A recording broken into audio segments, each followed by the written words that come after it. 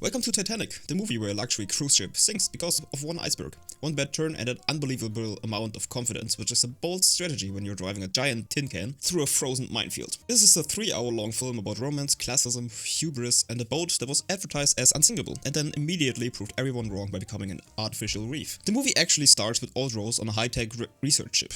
These guys are looking for a diamond called the heart of the ocean, and Rose is the only one who knows where it is. Honestly, we don't care. That part is just a very long way to explain why a 100-year-old woman is narrating a movie. So let's rewind to 1912, before the ship becomes a giant popsicle. We meet Rose again, who is rich, miserable and absolutely done with her life. She's traveling first class with her mother and her fiancé, Carl. A man whose personality is basically, I have a top hat and a massive ego. Carl tells us, at least 5 times in his first 3 minutes on screen, this ship is unsinkable. Sir, that is like watching a horror movie and saying, I'll be right back. You're literally asking for it. Rose's whole situation is less romantic voyage and more a social obligation nightmare. She's expected to marry Carl, because he's rich, powerful and can financially save her family. And because apparently emotional happiness was not invented yet. At least not for women. Her mom treats the engagement like a business deal. Carl treats Rose like property and Rose responds by dissociating for most of the runtime. Fair enough. On the opposite end of the ship we meet Jack. Jack is poor, artistic and wins his ticket for the Titanic in a card game about 5 minutes before boarding. Imagine winning a prize and the prize is a one-way ticket to hypothermia. This man has nothing, owns nothing and somehow has more confidence than everyone in first class combined. Jack and his friend Fabrizio board the ship as it wants to leave and it's just like they just got into the world's fanciest theme park. They're running around, screaming, celebrating and treating Titanic like it's a playground instead of a death trap with cutlery. I mean, they couldn't have known that by now. It's an unsinkable ship, they said. The foreshadowing in this movie is about as subtle as a brick to the face. Meanwhile, the movie makes it very clear that the Titanic itself is the real star. People walking through it like they're touring a museum, pointing out how big it is, how advanced it is, and how unsinkable it is. Every single compliment feels like the movie daring fate to intervene. The Titanic apparently made several stops in front of important cities to collect even more people. Those people really don't matter. The only thing that does matter from those scenes is that they put the ship into full speed, because nothing says safety like floor it and ignore it. After that, Jack catches his first glimpse of his new love interest before she gets dragged in by Cal, like a good little girl she is. Rose, trapped in her engagement and her social role, finally reaches her breaking point and goes to the back of the ship to jump off. Not metaphorically, literally. And that's where Jack enters the story properly, by talking her down, emotionally connecting with her in about 3 minutes, and accidentally starting one of the most famous romances in film history. Jack's flirting style is basically, don't jump in the water, it's cold, and I'm too pretty to watch you drown. Security shows up, Carl is furious, Rose pretends everything is fine, as it at first looked like he was doing something else to her, and Jack is then reluctantly invited to first class like a stray cat that impressed everyone. The difference between Kyle and Jack is so immense. Carl is just trying to buy his way into Rose's heart, and Jack, he's just at the right place at the right time. And just like that, 2 worlds collide. Jack and Rose talk the whole day, and at the end, her mother happens to walk past them as they were practicing how to spit the right way. I mean, nothing says high society like spitting competition on the deck of a multi-million-dollar vessel. Mother doesn't like that one bit, and well, right then the dinner gets announced. There's a lady with them that just recently got the wealth to join the high society, and she helps Jack with his clothes, as he apparently only has this one outfit with him. After the whole day passes, Jack is briefly treated like a hero, and then immediately treated like a problem. We get to the dinner that was promised Jack. Kyle thanks him with fake politeness, Rose's mother looks at him like he tracked mud onto the carpet, and everyone else just thinks he's a new member of the high social club. They're all talking about caviar, while Jack is just trying to figure out which fork won't get him arrested. But Rose is curious now. Jack represents everything she doesn't have. Freedom, confidence, and the ability to say what he thinks without worrying about social consequences. So she starts seeking him out. Jack introduces Rose to third class, which is portrayed as loud, chaotic, and somehow way more alive than first class. It's a real party, not just those stuffy parties people in the first class do. There's dancing, drinking, and people having fun without worrying about status or appearance. It's basically the difference between a library and a mosh pit, and Rose is ready to mosh. This is where Rose realizes that despite all the luxury upstairs, everyone there is miserable. Meanwhile, the lower decks are cramped, sweaty, and apparently having the best nights of their lives. The movie leans hard into the class contrast here. First class is stiff, polite, and transactional. Third class is loud, emotional, and human, and just a lot more fun.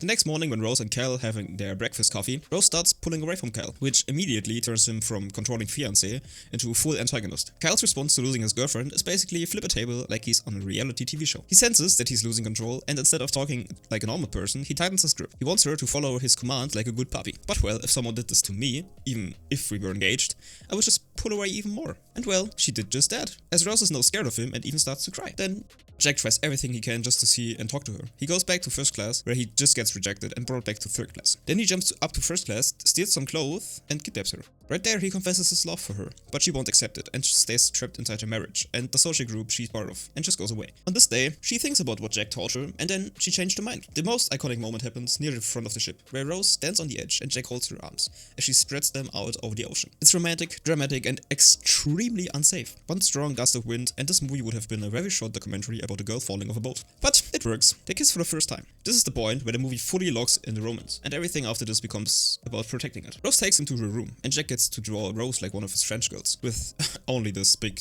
diamond thingy. I have to accept, I looked it up if Leonardo drew her, but it wasn't him. It was James Cameron, and I had to mirror that scene to make it seem like it was Leonardo, as James Cameron is left-handed. So technically, James Cameron's hand is the really romantic lead here. They almost get caught, as Carl's servant, Mr. Lovejoy, is looking for them, and he follows them. While Jack and Rose are busy falling in love, the ship is doing what it does.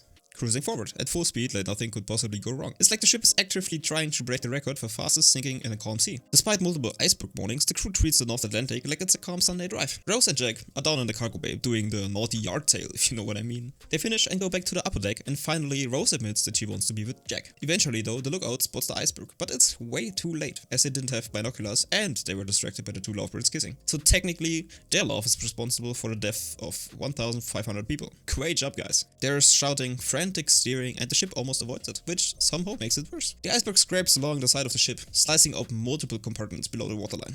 They immediately close all the doors to stop the water from coming in even more than it already is. I'm pretty sure you're all familiar with why it sank, but I'm still giving you a history lesson. The ship had watertight compartments, which is the reason why they closed all the doors.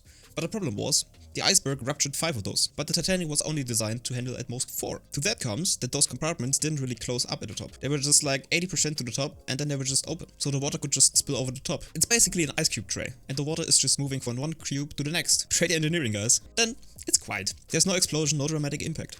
And that's the problem. Down below, water starts flooding in. Engineers immediately realize this is bad. Very bad. The ship can stay afloat with a few flooded compartments, but not with this many. Up on deck, though, nobody cares. At least yet. Passengers are still drinking, shedding, and treating this like a minor inconvenience. People are literally playing football with the ice on deck. That is a level of denial I can only dream of. Some people don't even notice anything happened. Others joke about it. The officers hesitate, the captain hesitates.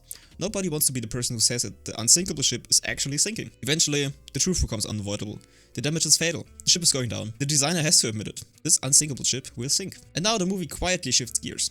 The romance takes a backseat, and survival becomes the only thing that matters. But instead of panic right away, the film leans into denial, because the real horror isn't the iceberg, it's how long it takes people to accept what's happening. Once the ship's fate is confirmed, things start moving fast. And also incredibly inefficiently. Lifeboats are uncovered, instructions are given, and immediately the class divides become a life or death problem.